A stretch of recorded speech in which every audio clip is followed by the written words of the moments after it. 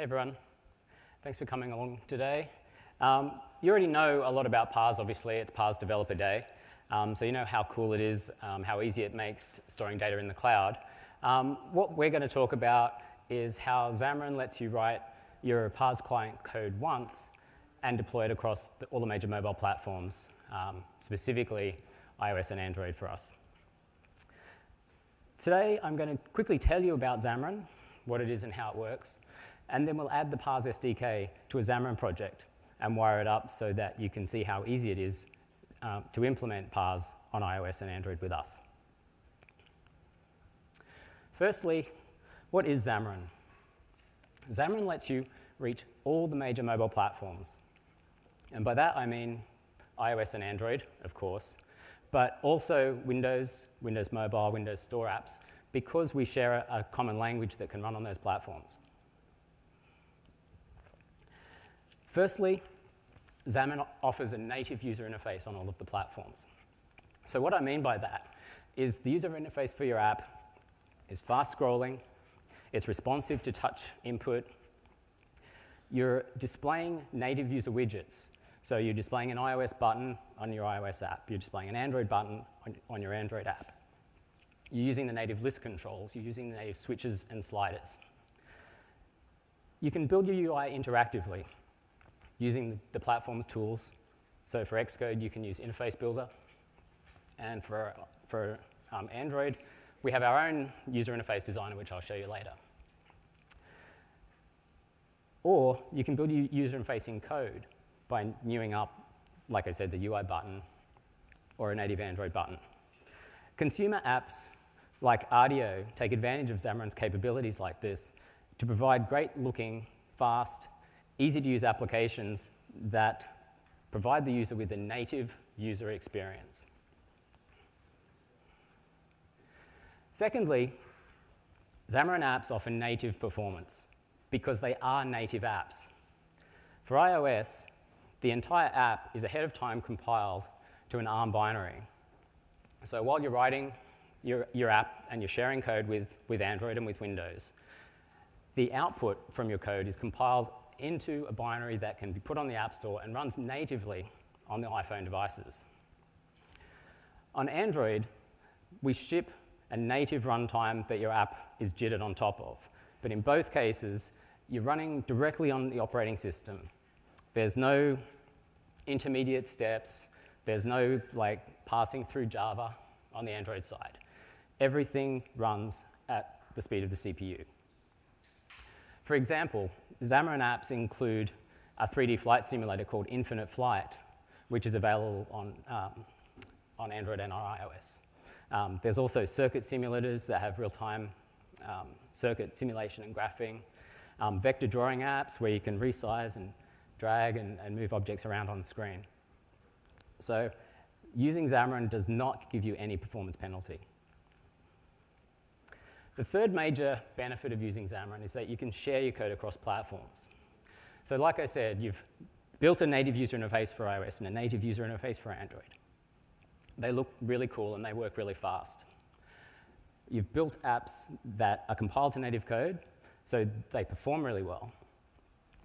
But you've also only had to write most of that code once because the business logic, the database access, the file system access, using Parse, using another web service, all of that stuff you only have to write once, and you can reuse it on iOS. You can reuse it on Android, and you can reuse it on Windows platforms.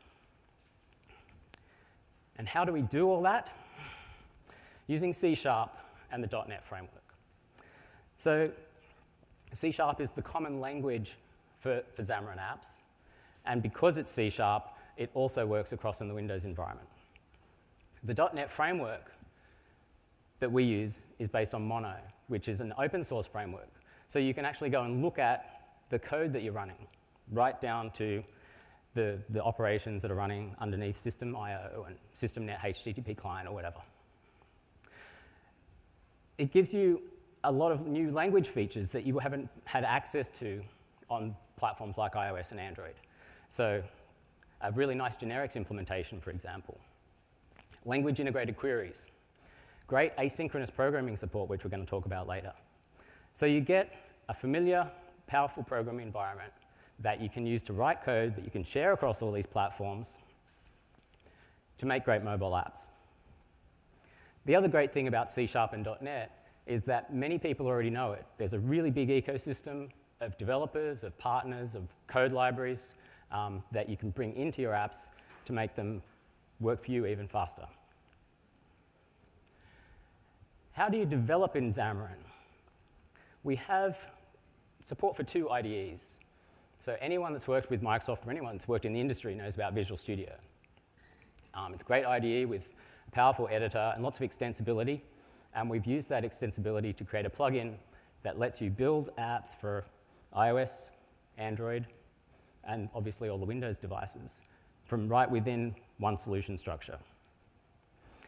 Or you can use Xamarin Studio, which is our own IDE. Runs on the Mac and on Windows, and lets you build apps for iOS and Android. The great thing about supporting both of these IDEs is that the solutions and project structures can be transferred between them.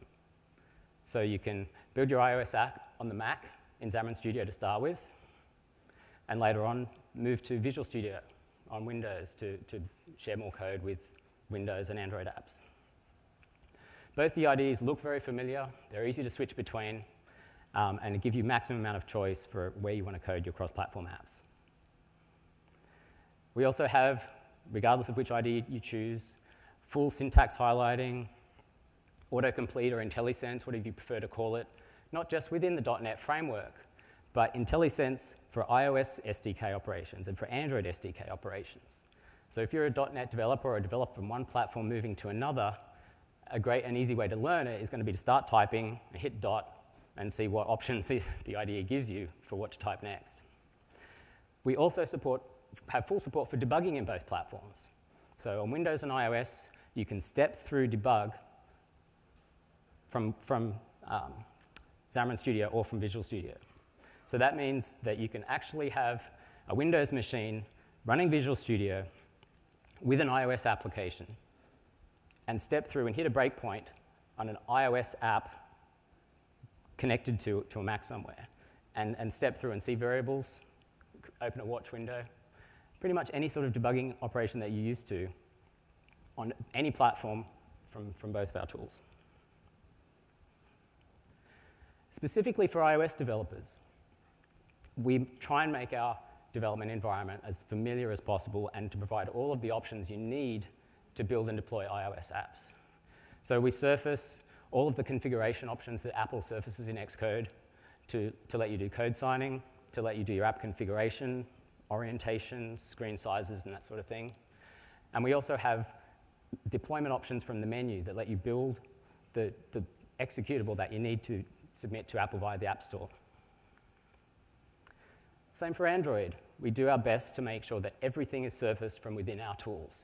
You don't need to go elsewhere to figure out how to get an APK that you can deploy to Google Play Store. And we also surface properties windows that let you manage permissions, your application configuration, and also automatically manage the Android manifest file, which is otherwise a manual process in some other platforms. So this is conceptually what a Xamarin solution looks like. Firstly, everything is C#. From wiring up the user interface at the top, right down to the web service and database access that we would consider to live in the core library. The 3 boxes along the top represent the fact that you still write a custom user interface layer for each platform. So as I started off with, iOS buttons on iOS, Android buttons on Android, XAML buttons on Windows. However, the shared code underneath that, the core library, can be database access, web services, business rules, file system, image processing, all the stuff I mentioned before. And that's where we can plug Parse in. So we can have an application deployable on the 3 platforms with a lot of shared code, and included in that shared code can be our cloud data access layer. To put it another way, using C# and .NET, either of the 2 IDEs I mentioned, you can write apps with a single code base to run on over 2.5 billion devices in the market at the moment. And I'm going to show you in a minute how in about 10 lines of code you can add Parse SDK and add cloud storage to that app. Quickly going to run through the configuration story that you'd need to set up for Parse, and then we're going to jump into some coding. Firstly, if you've just signed up for a Parse account and follow along with the website, you'll eventually see the quick start guide like this. And there's a Xamarin box right there. So right from within the Parse website and the sign-up process, if you're interested in using Xamarin, pick iOS or Android, hit the Xamarin button, and you'll get a solution ready to go, configured and set up with the references that you need. If you've got an existing Xamarin app, or you've already started playing with our tools, you'll be familiar with the Xamarin Component Store, which is super easy to access from within the IDE and lets you download and install a variety of components for your app, from user interface controls right up to cloud integration and SDKs like Parse. So that's as simple as clicking the Add to App button on the Component Store. So having signed up for Parse and started your solution, pretty much the only work you need to do is initializing the Parse code in your app with the identifiers that the Parse website will give you. And that's done early on in your application lifecycle, where your application is bootstrapped up, from being dead to running on the app. So in different places, that's in different places for different platforms. Windows, you might put it in the public app constructor. In iOS, you'll put it in the app delegate constructor, and in Android, also in an app method right early in the application lifecycle. But the neat thing about Xamarin is that it's the same line of code on all of those platforms. So you can see that as we start to learn more about Parse and using it with Xamarin, the code that we learn for one platform is the same. We're going to be able to reuse it on all the others. For example, this is all the code you need to save some data in Parse in the cloud. So this is a Windows example, and it's taken straight from the Parse documentation for using Parse with Windows. When you're using iOS and Xamarin, that's the code that you need to save data to the cloud from an iPhone. It looks familiar, right? And doing an Android app with Xamarin, that's the code that you need to store data in the cloud from an Android device. It's exactly the same, obviously, in case you think I'm trying to trick you with something. C# across all these devices means that you can write the same code and have it available across all of the platforms, as I keep saying. Oh, and one more thing. I don't know if you could notice that. The await keyword is a new C#5 feature that's been around for about a year, maybe a bit longer in the Microsoft ecosystem. Using the Parse SDK on iOS and Android is much easier than on any of the other languages in the native toolkits. And this is one of the reasons. Parse has supported async await programming since we had it as a beta as part of Xamarin. And what it gives you is the ability to do this one line, push something into a background thread, don't block the UI thread, but tell me when you're done. And we'll see it a bit more in code later. But it's not possible to do code that beautiful or succinct in any of the other languages at this time. So now we're going to switch over to a demo and see some of our code actually running. Oh, that was quick. So let's start off and look at a Xamarin application. This is a really simple task management app. It's like the hello world of apps that actually use data. And it's an iOS app. It's running in the iOS simulator. And to prove that it's iOS, I'm just going to bounce the list box a bit and say that I've bought some cheese and that I've bought some milk.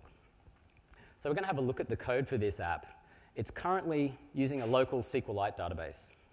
So we're going to look at how a Xamarin app currently works using a SQLite database, and we're going to convert that to using Parse in a couple of lines of code.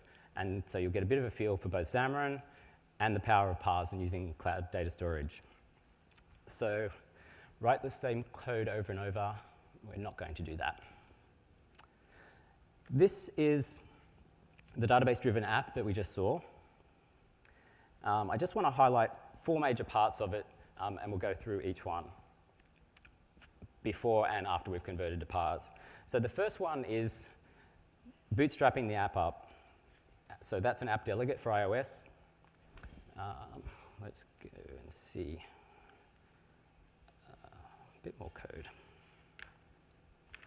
So I'm not sure if you guys can see that up the back. And it's not that important. What's interesting about this code is 2 things. First thing is it's C#. You can kind of tell that. There's no giveaways that it's any other language. But the second thing is that throughout that code, we're talking about iOS SDK objects. There's a UI application mentioned in there. There's a UI navigation bar that's being created, referenced, a UI windows being created. These are all iOS widgets. We're working with the iOS native user interface from C#. And at the end of this method, which is the first thing that runs in an iOS app, we've started our app. We've got it up and running. So anyone that's a programmer for any other platform than iOS and thinks that Xcode is too hard and Objective-C is too obscure, it's this easy to get an app up and running on the iPhone. So it references a task list screen. So let's have a look at how that might work. Again, we're in C#. We're setting up the Touchup inside event of these buttons. Let's zoom in. Touchup inside is an event that happens on iOS when someone touches a button. Because we've made it available as though it's a C# event, we can just plus equals the save delegate. You can't assign a method that simply in Objective-C because it doesn't have those language constructs. This makes developing an iOS app feel like it's a C# app. If we go down and look at the save method,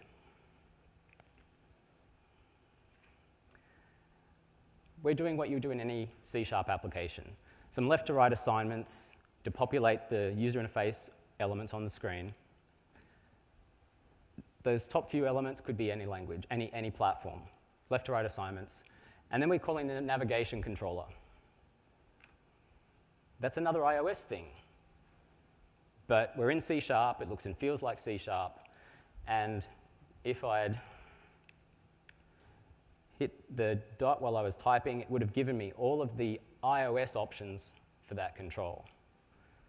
So I'm making the same point over and over again that it's super easy to build for iOS and C# using Xamarin. We're now hitting the point that I've just highlighted where we actually want to do something with the data. So we've done some left to right assignments along the top here to get user input and put it into a task object. Now we're going to save that in a database. Now, I already promised you that you can write this code once and run it on any platform. So how is that going to work? We've got a line there that saves some data to a database. We've added a component from the Xamarin component store called SQLite.net. SQLite is available on all of the platforms that we've talked about, Android, iOS, and Windows. And SQLite.net is available on all of those places as well to abstract away the problem of saving objects, of loading them, of looking them up by primary key, and that sort of thing. So what we have is a task object. Looks like any other DTO or data transfer object that you might write, except that we've added a couple of attributes. And attributes are really cool. It's like a metaprogramming construct that C# has that, again, the other platforms don't necessarily share.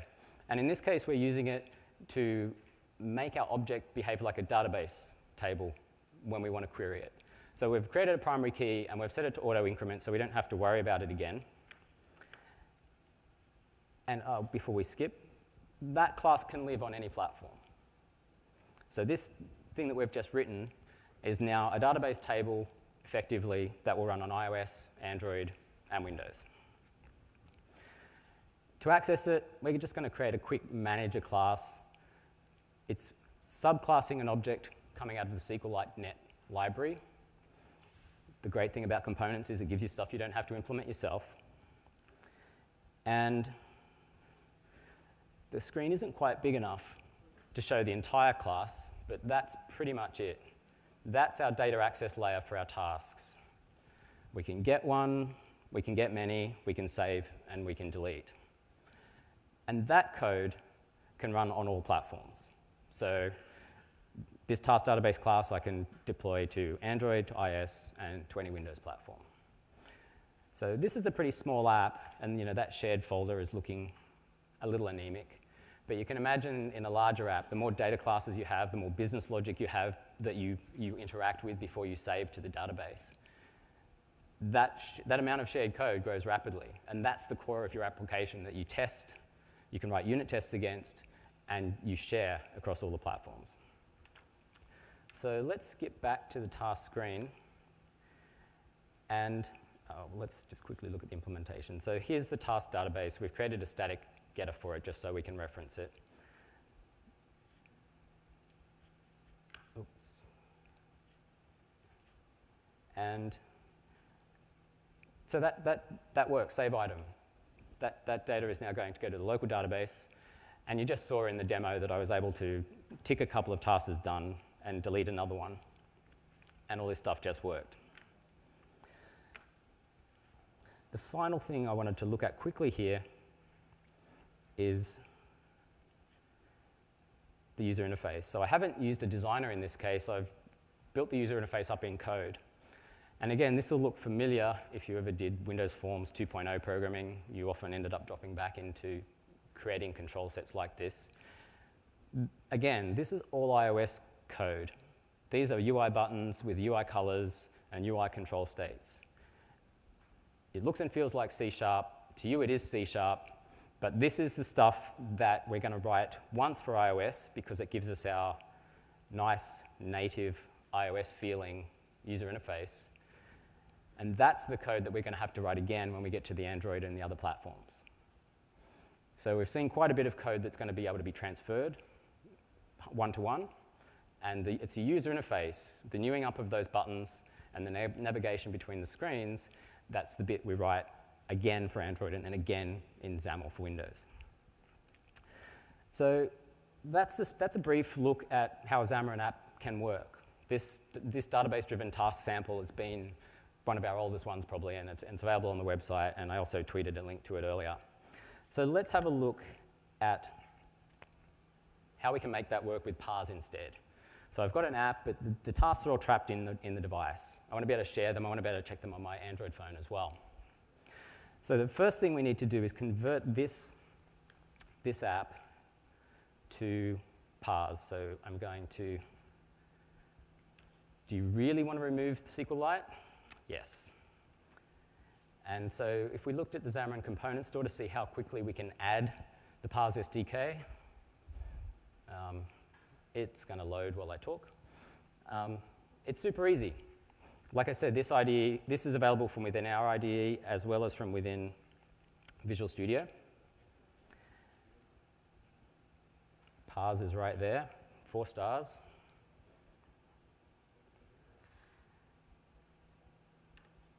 And I'm on Wi-Fi. I'll add that to the app.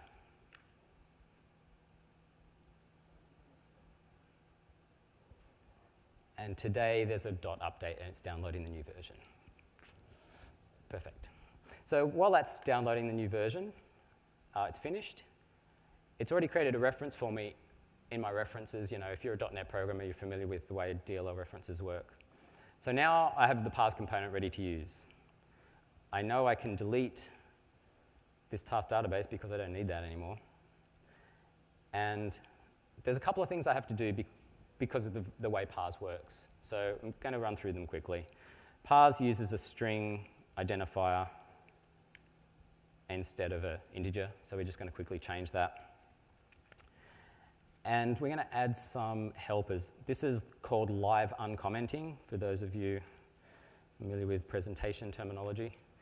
Prevents me from making massive gaffes, live coding. So what I just uncommented was a way to translate my business object into a dictionary that Parse can save. It's really similar to the example code I had up on the slides, and it's also really similar to if you ever populated a JSON object directly. So it's not rocket science. It's just something that we need to do to push our business objects out into the Parse SDK. And I've also implemented a query so that I can get back the entire list of tasks so that I can populate the first screen of the app. So that's a little bit of magic that's happening there, but it's not a lot of code. And I'm going to say it again, it's code that I can share across all platforms, because that Parse SDK that I added is also available for Android and also available for Windows. So this code that I've written here, I'm going to be able to reuse it in my Android project and in my other app projects later. So my database is gone.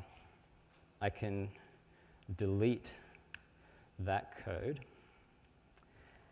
and enable the code that we talked about earlier. So when you bootstrap an app, the first thing you want to do is send your Parse authentication credentials into the code so that it knows when it's calling the server. You are who you say you are, and this is your application. Oops. Don't want that there. So Parse client initialize, like I said, it runs on all platforms. There's my secret key that's going to let me save data to the Parse server. Actually, let's quickly sidetrack to that so you know where to get it. So when you sign up for Parse, you will have seen, you'll come to this screen and you'll see this list of keys. Just copy them out into the code. It's that simple. Something else that you'll need to do, and every Parse tutorial mentions this, but I'm going to mention it as well for completeness. Allow client class creation. So when we save our first task and we push it up to Parse, the Parse server is going to look at my credentials and say, oh, this account wants to save a task. I don't know WTF a task is. But with this turned on, it'll say, fine, I'll just create a new table called task. And all these fields that it's passed in, I'll just create new columns called title and is done. You don't want that on for production. You want to sort of lock your app's ability to create dynamic columns and tables down. But for development, and especially for demos, it's great to have this left on. So worthwhile recommending those two spots in the Parse SDK. That's all we need to do now. We've added the Parse component to our application, and we've configured the authentication so that this app can have access to my account on the Parse server. To wire up the task list screen, I'm going to kill the get items from the database, and I'm going to await task get all. And I really want to look at this code because it's cool. So this example is A, the beauty of Parse, and B, the beauty of C#. So task.getAll is going to go to the internet. It's going to go to Parse's servers. It's going to take some time, and we don't know how much time because I could be on an edge connection, or I could be on 4G. If there's no await there, everyone knows what happens to the user experience, right? They've pressed a button to trigger this, and if that task.getAll method is going to take a minute to return, the user interface is locked up. This method's running synchronously. If you've used a synchronous method to do your web request, nothing's happening on that device until something comes back or it times out. Await and the async await paradigm that's introduced in C#5 is telling the compiler at this point, this thing that I'm asking you to do, it could take some time and I don't know how long, so let the user continue with what they want to do and I'll call you back. And if you've all written asynchronous code before where you've had a success handler, you've had an error handler, you've chained them together, you've done error checking in both, everything, that's all done for you here. At the very start of this method, I turn the network activity on so that the spinner is showing the user knows something happens. And in the finally block, I turn that off. In between those things, the user can do anything. While that task.getAll is running, The compiler has created continuation. It's returned control to the user interface. They can scroll. They can do stuff. I could write more code that does stuff. And when task.getAll returns, that list of tasks is going to pop up on the screen. Because the method's going to resume from this point. So we're going to await for task.getAll to finish and go and do other stuff. The user interface is going to be responsive. When that network request comes back after some period of time, the tasks are going to be in the response, and the method's going to continue up where it left off. Oh, now I have a list of tasks. Was there an exception in that request? Hopefully not. Turn this off, reload, and reload is using link to do a really funky display of those tasks on the screen. So the only thing I've changed here to go from having a database op to a cloud op is that one line of code. But the only reason I can do that, the database op was synchronous. It was happening locally and it was happening quickly. This is an unbounded time to complete this get list of tasks. The only reason I can replace one line with another line is because I can await it. The user interface continues to be responsive, and when the data comes back, it comes back, and the method continues to run as it was running before. So that's actually all I need to do to get the list of tasks back from Parse. What I'm actually going to do is just quickly fix up the three methods in the detail screen. So I'm killing getTask, and I'm creating a query where I get a specific object by an ID. So this is my select star from task where ID equals in Parse syntax. And again, once I've set that query up, I'm going to await for it to finish. The user interface will remain responsive, and when that data eventually comes back from the cloud, the method's going to continue to run like it was before. Was there an exception? Nope. And finally, turn the network activity off, and then continue doing what I was going to do, which is get the data back that Parse sent me and display it on the screen. So once again, the only reason I could take that database op, which was local and it was always going to be fast, and replace it with a network query that goes out to the cloud is the await syntax, which is going to not block the UI while that request and response happens. I'm not going to tell you that story again for the next one. Just going to do it. That's the save. And that's the delete. So literally, maybe we change 5, 6, 7 lines of code to convert this app from a task-based, a database-based app to a Parse-based app. And I'm going to run this one because it's a demo.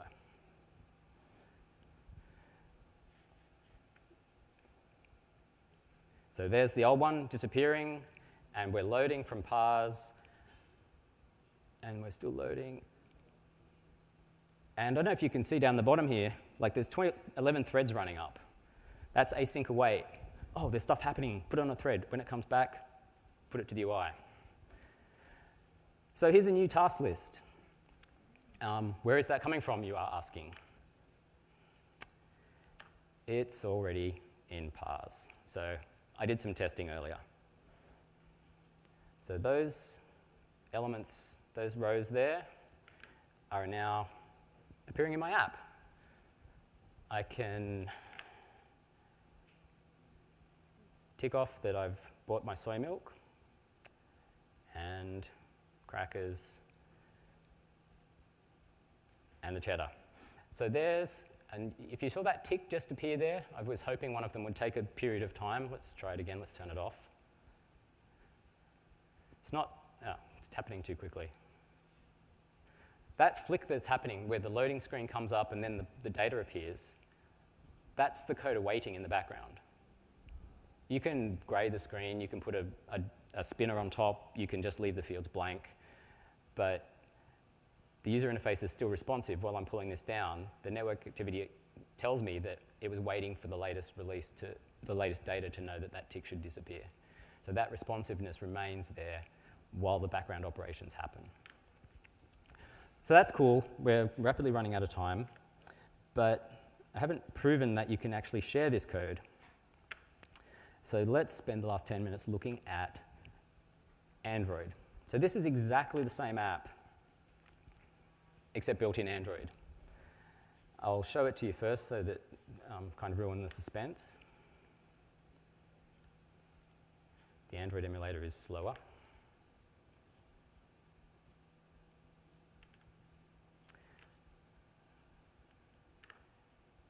And while we're waiting for it to go, what we've got on the right is the same code that we used in iOS, the same code that you use in Windows to initialize the client. Let's start that up again.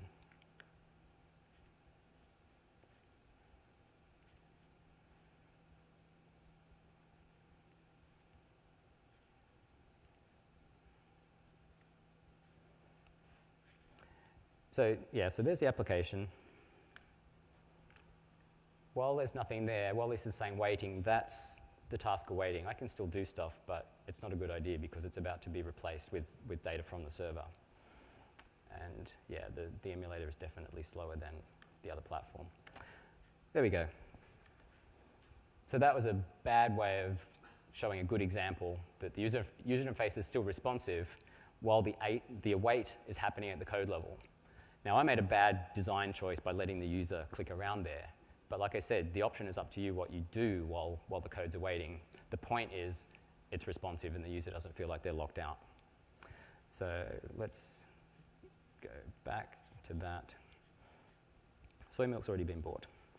And quickly look through the anatomy of an Android app so that you can see that everything is the same as it was on iOS. So Parse client, in the app bootstrap section, we're initializing it.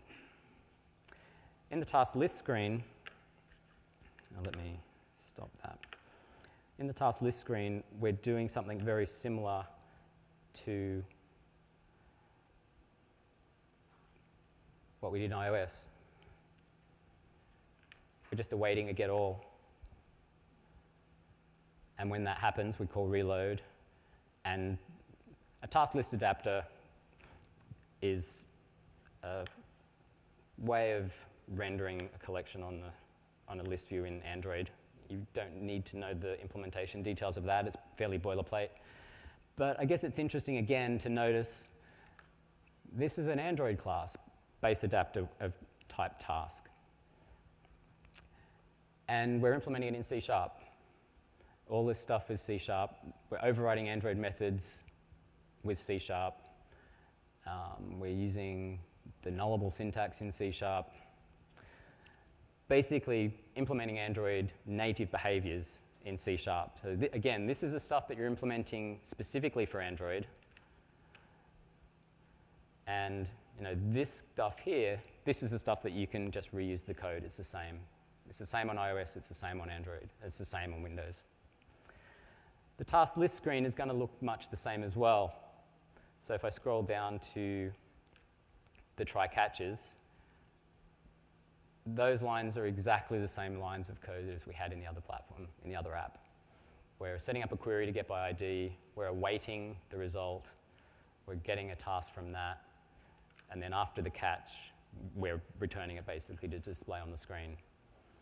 Same for the save control, so for the same method, and same for the delete method.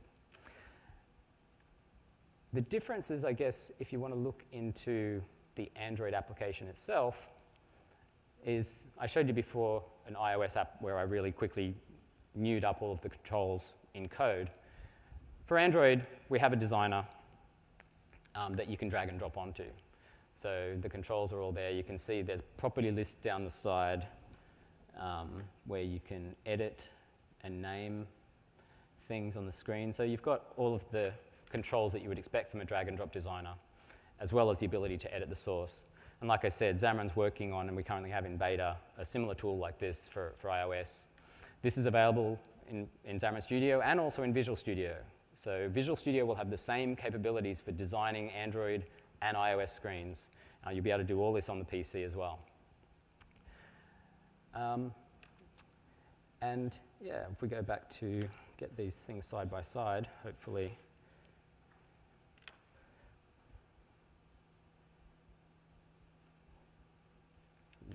will run.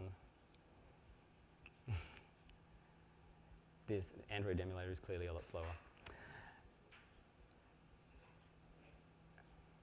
And let's see. Again, this is a waiting, so the user interface here, decision would be up to you. And there we go. I'm going to save that.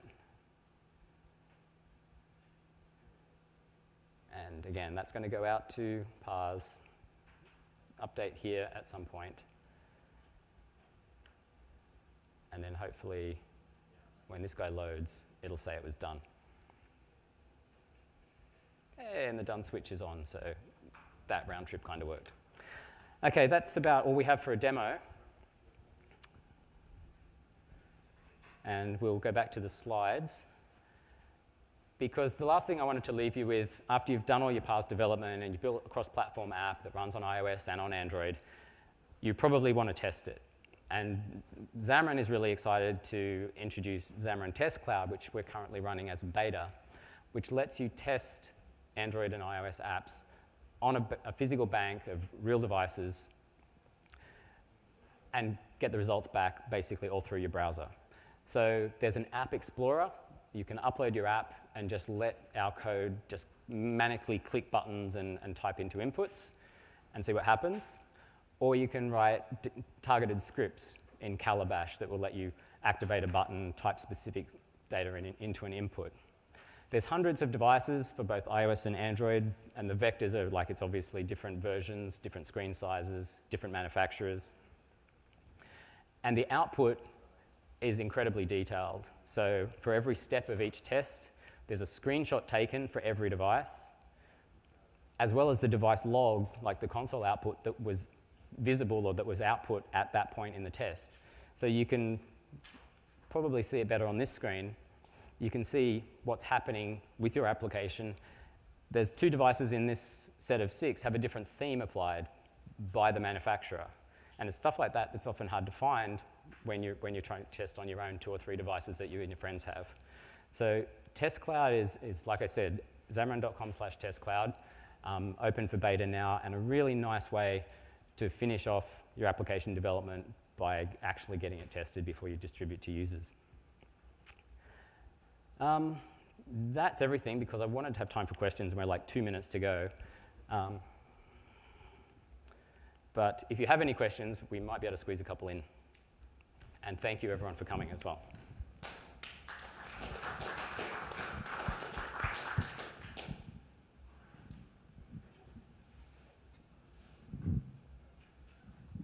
So I'm wondering if you can run the native code side by side with Xamarin code. Like, is there a way to maybe build the stuff you built for Xamarin and put it into a library that you can access on other native platforms? So it doesn't really work well that way, where you would build something in Xamarin to give to an Objective-C or to a Java developer, but you can certainly pull in Objective-C libraries or existing Java libraries to Xamarin projects. So we provide tools and documentation that lets you do that. Basically, we give you the ability to describe how you want the API to be represented. So you provide a mapping between that tool's methods and parameters, how they would be represented in C#, and then you can include that in your Xamarin apps or give it to others to include in their Xamarin apps. Slightly different mechanism for Java and Objective-C, but the end result is a package with a C# API that people can use.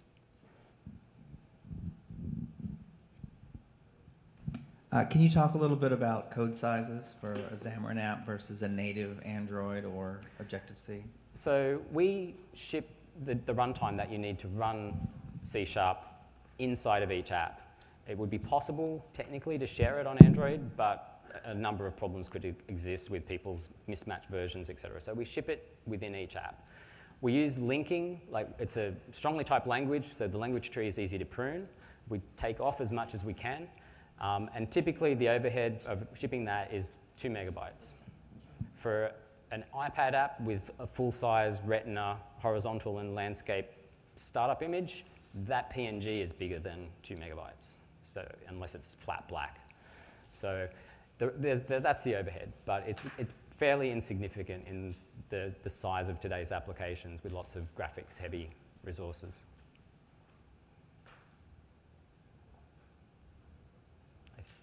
I think that's it with like 10 seconds to go. Thanks, everyone.